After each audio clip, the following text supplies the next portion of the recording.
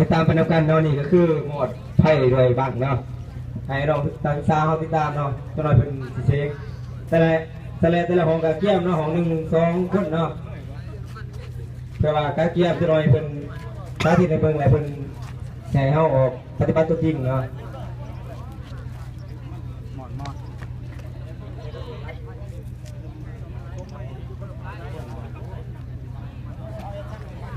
มีก็นอกเบิ่งไฟมันก็ทันติดสนใจนำมันถือ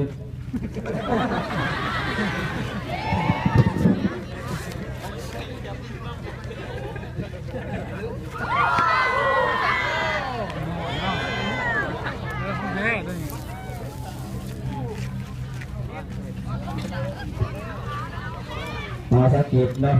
ตามขั้นตอนเพื่อนเบิ่งเนาะ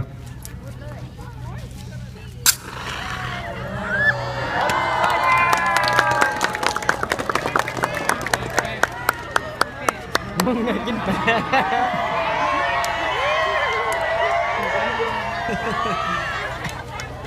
เขาว่าเขาเปิดก้นแต่ก็เป็นยางมากมันจะกระจอกปุ๊บ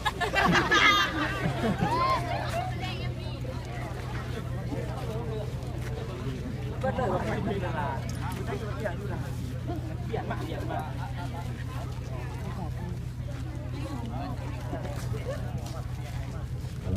เดี๋ยวจะได้ทักทายมันเขาแจ้งหรือเปล่า